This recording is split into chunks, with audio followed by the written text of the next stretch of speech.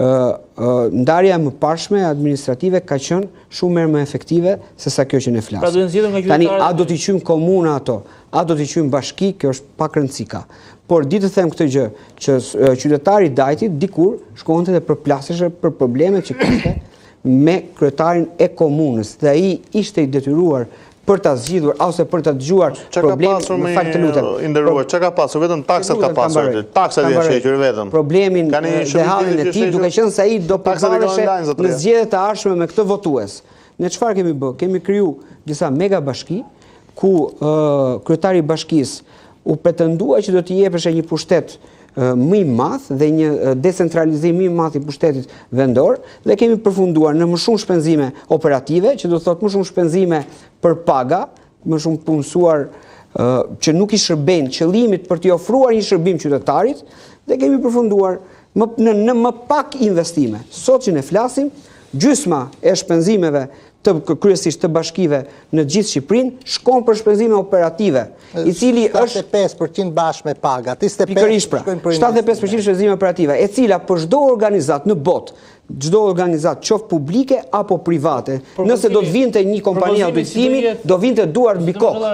Më falë, të kjo shpenzime e pagave ka dhe një raport, sepse normalisht është rritur edhe eficienca e mbledhjes të ardhur, 231%, po eficiencë është për mua. Më me legjun kam një staf, edhe mos kujto se janë ato shpenzimet e pagave që ne e letin 2013, në 23 dashur, se është rritur, janë rritur pagat e njësive e punojës njësive administrative, se rishim me 30.000 lektre pag. Sot i keme pagat në nivellit si pas kategorive. Keme pag masetare, si pas nivellit edhe numrit banorve, që të t'i dhe një 20.000 banor, ke këto në nivel page, që se jemë 100.000 banor. Raporti me qytetarët Po këto e kanë treguar në 11 maj, më zotëri që e kanë votuar Partitë Socialiste. 61 bashki, 20 në spak, 6 O zotëri, 54 bashki ka votuar Partitë Socialiste ndërruar, kështu që e kanë treguar që me punë edhe me vullnet. Zoti Muharremi, ja kanë dhënë besimin, Zoti Muharremi.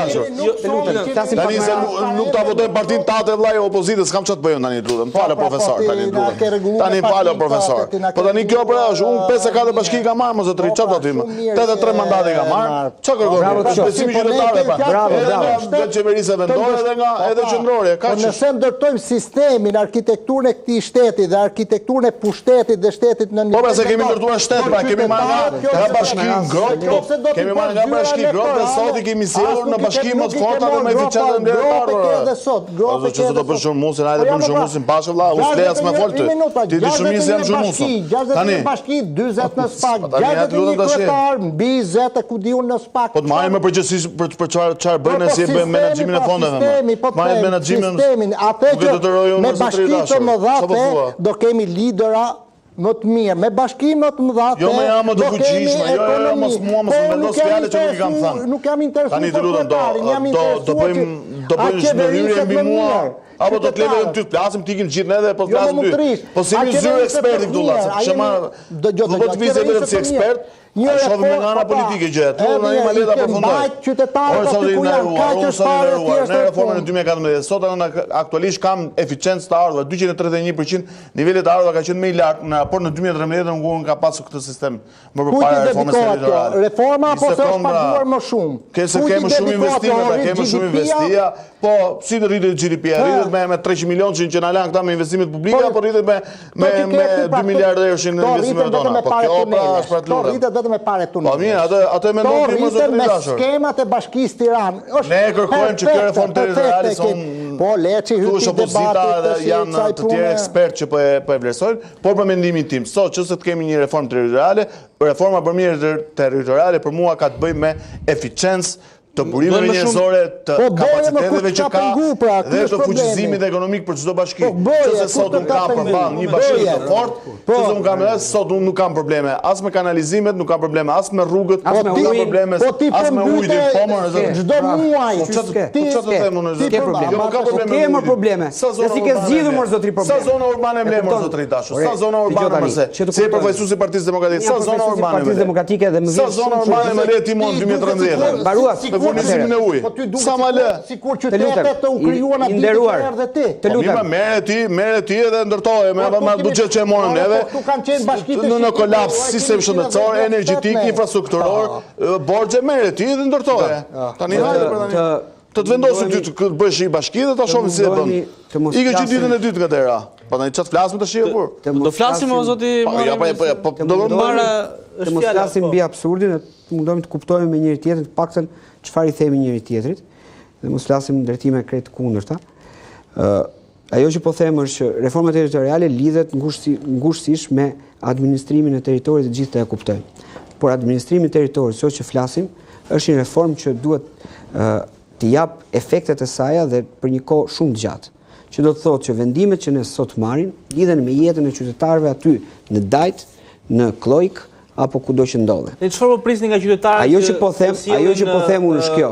Formularin që ju keni shpërndar për ajo që po them është kjo.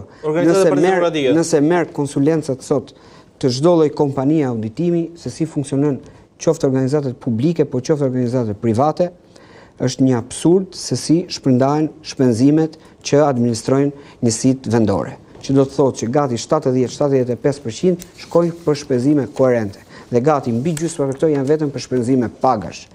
Në çdo kompani private apo publike, në çdo vend të botës do të shpallte falimentin dhe do të shpallte kompania auditimit që këtu ka një problem të madh në mënyrën se si po përdoren burimet financiare. Dhe ky është problemi që ne po flasim. Kemi të bëjmë me superbashki që mbledhin shumë taksa, kanë burime të larta financiare dhe i përdorin këto për tenderime dhe siç ka ndodhur rëndom për t'i marrë 5D-ja me shok. Këto tenderime. Dhe i gjithë problemi sot i taksave të larta është më shumë buxhet në administrimin të shtetit. Dhe shteti dikush është individët e lidhur me pushtetin dhe drejtorët e bashkive në rastin konkret. Dhe kjo lidhet nga Hasi dhe deri në Sarandë. Në gjithë territorin e Shqipërisë sot bëjmë punë dhe administrojmë para njerëzit e lidhur drejt për drejt me drejtuesit e pushtetit vendor të Partisë Socialiste. Dhe jo vetëm kaq, por dhe me drejtuesit e pushtetit qendror. Sepse për të parën herë dëgjohet që kryeministri i Shqipërisë shkarkon dhe ngarkon nën kryetarët e bashkive apo kryetarët e bashkive, që do të thotë dhe aja, elementi bazë i decentralizimit të pushtetit vendor me atë qendror, ka rënë në këtë shtet që ne flasim. Sepse kryeministri nuk është kryetar lagje. Kryeministri yt është gjithçka. Edhe për ty dhe për çdo socialist. Kryetari i bashkisë nuk është edhe ka është politike. Pozicionet në kryetarin janë politikë më inderuar. S'ka rëndësi që është i zgjedhur fare. Në kryetaret e bashkisë janë politikës atë kanë funksion politik. I e modhe i shkarkon drejtor. I e modhe i shkarkon kryeministri i lejohet. Ka vendosur opinionin e tij pas kryetarit të bashkisë pastaj. Këtë duhet të thotë. Sot thelbi i gjës është parat, të cilat gjithmonë më shumë lidhen nëpërmjet taksave, përdoren për tendera abuziv në shërbim të lidhurave me ministrat, me kryetarët e bashkive, me drejtorët që do të thotë në shërbim të pushtetit. Po ju si keni përdorur juve? Se kemi edhe modelin qeverisë. Ta them dot se si kanë përdorur. Kush? Se ta them unë pra. Ku ma thuaj më vonë ka ja 5. Ka ja 13 vjet. Nuk e bëre, një çerdhe nuk e bëre, një kopës nuk e bëre. Se the edhe vetë që je zhurmues. Kështu që kaq, mbaroj. E the edhe vetë. Po jam një ide që ta dish se çka ka bërë partia jote. E the edhe vetë, unë e di shumë mirë, po a e di ti herë. E the edhe vetë që je zhurmues, ajo që po them është, meqense të pëlqente ekonomia, përdor elementet bazë tregues të administrimit të njësive vendore dhe çoi në çdo moment dhe është 5 herë më të lartë. Janë njësi të cilat na pëlqen, të lutem, se na pëlqen ekonomia, po ta kusojmë kohën si duhet. Lidhur me eficiencë. Jo, një moment, Xhamali, po se kam një pyetje për ma le ta them këtë dhe i kërkoj ndjeje sa primit se e lam kështu. Ministri Demo po dhe zoti Mazniku kanë bërë, kur ishte ministër, kanë bërë një raport, kanë bërë matjen e performancës. Shumë e drejtë. Po, shumë e drejtë. Po del shtremt kur them rezultatit. Raporti shumë i mirë. Edhe unë në raportet e mia i referohem. I moderuar perfekt. A i dini cili është rezultati? A i di? Po ma thuaj për ti. 50% e bashkive kalojnë klasën. Tashti si ka mundësi reforma e suksesshme, kur 50% e bashkive nuk janë të suksesshme. Në këto mas gjithë, me që je... Po se ishte pyetje, nuk ishte replika, Xhamali. More më shumë kohë se duhet... Duke qenë se...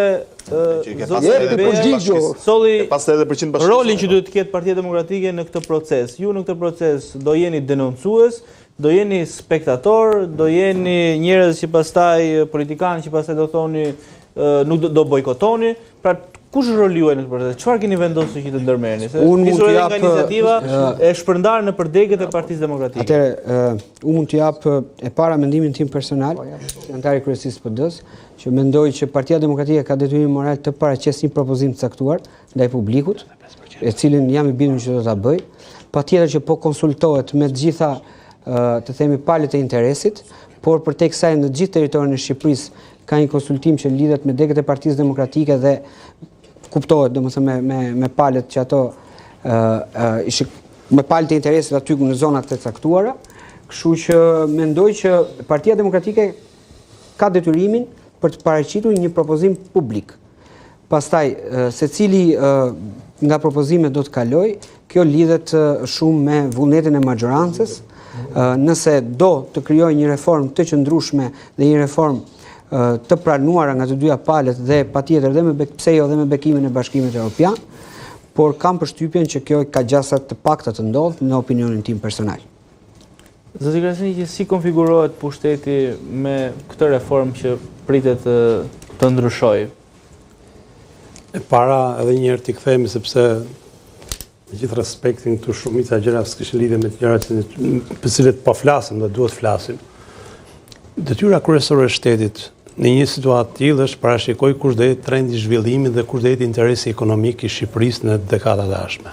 Kush është sektori kryesor fitimprurës, që është në rast prioritar është turizmi dhe e dyta bujqësia, kush do jetë prioriteti kryesor si rajon në zhvillim dhe kush do jenë sektorët të cilët ne mendojmë që mund të kenë potenciale për Shqipërinë. Kjo që është kushti i parë i çdo reforme territoriale në gjithë historinë e Europës mungon në Shqipëri. Nuk e ka asnjë mision. Të gjitha institucionet që ju përmendët, përfshi dhe komisionin, përfshi dhe ministrin, përfshi dhe Këshilli Ministra, përfshi opozitën, përfshi mazhorancën. Dhe për sa kohë nuk e ka, gjithë kjo historia tjetër e shifra për mua më duket lojë fjalësh. Pse më duket lojë fjalësh? Po ju marr një shembull. Ajo Vau i Desi, u njihni si bashki. Është e vogël me rregullat e Bashkimit Evropian, një bashki që sjell produkte të mëdha në ekonominë kombëtare sepse ka hidrocentralin. Merr përqindje të caktuara tek këtij kontributi, siç është bulqiza me kromin. Me licitacionin e sotëm të gjitha lejet e bulqizës, të gjitha kontrollet e bulqizës bën nga Tirana dhe bën nga qendra e Tiranës. Si do jetë edhe Bashkia e Devollit. Të gjithë struktura e shërbimeve me hartë gjyqësore, prokurori gjyqësor, me linë arsimi, me drejtoritë arsimore që u bë riorganizimi, me drejtori shëndetësore, shërbimi social dhe gjithë strukturat tjetër, polici, deri te inspektori i pyjeve dhe deri te inspektorët e mjedisit emërohen nga Tirana. Kështu që praktikisht kryetarët atje nuk kanë asgjë dorë në aspektin e një qeverisje që duhet ishte plotësuese në funksionimin e shtetit, dhe nëse marrim kriterin e borxheve, them drejt me gjithë respektin, ne duhet ta mbyllim qeverinë ose borxhi që ka qeveria shqiptare, që është normale që merr kredi dhe merr borxhe, është shumë më i madh se çdo lloj institucioni tjetër në Shqipëri. Kështu që koncepti i borxhit është spekulativ në debatin publik. Bashkitë nuk janë borxh se kanë zgjedhur për qenë borxh. Bashkimi është marrë kompetenca. Nëse ti shkon në Kavaj dhe i thua bashkisë Kavaj çdo ndërtesë mbi 6 katë e japun leje në Tiranë, çdo pronë publike të lirë e japun me zonat malore që është kjo, me nismën e re pyjeve, maleve që është kjo. Paketën e male e japun, që zonën e Bregdetit e japun, kush është investitor strategjik. Në thelb ti ke për Varreza. Dhe i ke Varrin e Varrezës. Dhe i ke thënë aty vetëm mbledh ujin e drita dhe në fund edhe ujin e ka marrë. Dhe në fund vitit e thua e para falen gjitha faturat e papaguara, se bëhet amnisti, dhe e dyta i thua me një vendim parlamenti, vendim qeverie, e gjitha ndërtimet pa leje legalizohen. Kështu që në mënyrë automatike ti e shkatruar konceptin e qeverisë në Shqipëri. Dhe gjithë këto elementet e tjerë, jo të mbrojmë kryetar bashkie, zgjedhim në kryetar bashkie, jo si i përdorim për mua janë debate që s'myllen kurrë. E para duhet bënim të gjë. E dyta duhet shkonim tek një komision i cili duhet kishte besim publik. Komisioni ka një defekt themelor në dallim nga gjitha komisionet e deri tanishme. Nuk ka veto. Është një komision i vetëm i krijuar deri tani që nuk ka veto. Do thotë ka vota dhe votat i ka Partia Socialiste. Unë di që janë përfshirë 8 ekspertë. Po të lutem, të ekspert tani, unë them s'ka veto si që ka të Komision Reformës Zgjedhore. Veto do thotë asnjëra palë nuk bën ndryshime. Te ky komision nuk ka veto. Ka numër votash. Në fund fare të thotë që në mënyrë automatike do votohet. Dhe që ta dini, ne bëmi truez me ta dhe them drejtën, rivaliteti kryesor nuk është PD-PS në këtë rast. Rivaliteti kryesor është grupet në PS dhe grupet në PD. Sepse çdo deputet dëmroi territorin e vet. Nëse ju hapni arkivit në reformës vitit 2014, në 10 minutë e fundit të parlamentit u miratun 6 bashki shtesë. So morën votat e PBDN-s, PDU-s, do bën një pazar social-demokrat, LSI, do miratuan u bën një ca bashki, domethënë sikur po thua, ki parasysh, ai lojtari rezervë që nxjerr trajneri bënim në zemën, do krijuan 6 bashki. Me çfarë koncepti dhe mbaj mend që Bashkim Fino ndjes pas sepse nuk jeton më.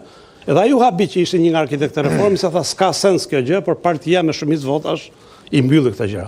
Edhe në vitin 2022 kur opozita mori në nis, deputetët u ngritën secili dua fshatin tim bashki praktikisht. Dhe secili vuri vetëm për zonën e vet se ka interes elektoral. Nëse ti e nis reformën me këtë gjë, ka marr fund reformë, nuk ka reformë me këtë. Ajo çfarë ne duhet bëjmë një kompromis kombëtar. Kompromisi çfarë do ndodh me të ardhmen. Dhe si do ushtrojmë demokracinë. Demokracia në qeverisin vendore nuk ka marr fund sot kur kryeministri urdhëron. Ka marrë fund ditën që opozita e bojkotoi dhe Partia Socialiste me 8% votave mori dhe Shkodrën. Anë që ishte një paradoks i madh. Dhe viti 2019 shkatroi konceptin, njësoj kryetarët e bashkive dhe praktikisht që nga viti 2019 shumica e kryetarëve të bashkive shqipërisë, sidomos bregdetarët i kanë nga Tirana. Ne i delegojmë atje, drejtojnë sa kohë atje, dështojnë i marrin pranë Tiranë. Po ju marr shembull suksesit. Se thani suksesi ka sa parametra, ne që merremi me studime politike këto parametra.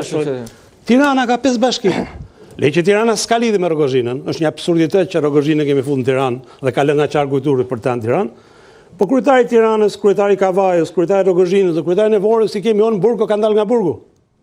Tani kur nuk arrite në kryeqytet, në qendrën kryesore të Republikës Shqipërisë të gjesh 5 kryetar model, po na thua atje pastaj për zona territori ku të fortet e Shqipërisë kanë vulën, kanë policinë, kanë prokurin, kanë kontrollin, kanë partinë, kanë deputetë, gjithçka ata vendosin ta ndajnë territorin plaç lufte siç ka ndodhur në gjithë zonën e bregdetit jugut të Shqipërisë.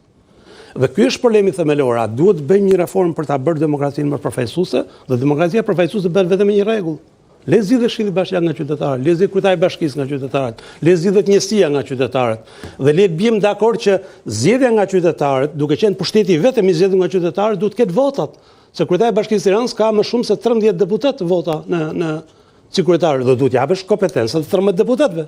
Po ti nuk mund t'i thuash deputeti kontrollon zonën, është i deleguar dhe i thret kryetarit e bashkisë kërkon llogari. Kjo ka qenë për sistemit komunist. Nuk ka asnjë vend në Europë. Hapni kronikat televizive të majtës dhe djathtës europiane. Nuk gjeni një kronikë të vetme në Europë ku tjetër ku një deputet emërohet koordinator dhe i thret kryetarit të bashkisë llogaridhani siç ndodh dhe i thot hiqte vete, siç ndodh në Shqipëri. Po nuk ka që ndor nga kjo gjë, gjithçka tjetër ka marrë fund do lloj fjalësh. Dhe përshkuar pastaj tek elementet e tjera të cilat mund ta bënin më të kuptueshëm është le të marrim demokracinë, s'po marrim bende që janë shumë të zhvilluar ose Kosovën. Me këtë. Po si ka mundësi që krahasia e Kosovës, që ditën që kanë bërë ndarjen territoriale, nuk e kanë ndryshuar më. Çfarë kanë ata më shumë se ne? Thjesht ata kanë respektuar traditën, territorin, burimet, kryqëzimet e rrugëve, të ardhmen e vend e tyre dhe i kanë dhënë prioritet duke krijuar Kosova ca zona që i ja kërkon marrëveshja me Serbinë. Dhe pjesën tjetër ka bërë funksionale, dhe gjitha bashkitë janë funksionale. Nëse ti i thua Saranda nuk shkon mirë me Gjerakasën dhe merr Sarandën e sjell në Vlorë dhe i thu qytetarit për shkuar për të marrë një vërtetim të kryetarit të qarku në Vlorë, do të bërë 2 orë gjysmë rrugë. Nëse i thua Tropejanit duhet të kalësh liçenin dhe të shkosh tetor, ti biesh nga Kosova për të marrë një vërtetim Kukës. Nëse i thua një banor i Dugaxhinit duhet të biesh Shkodër për të marrë një vërtetim, ka marrë fund koncepti vendor.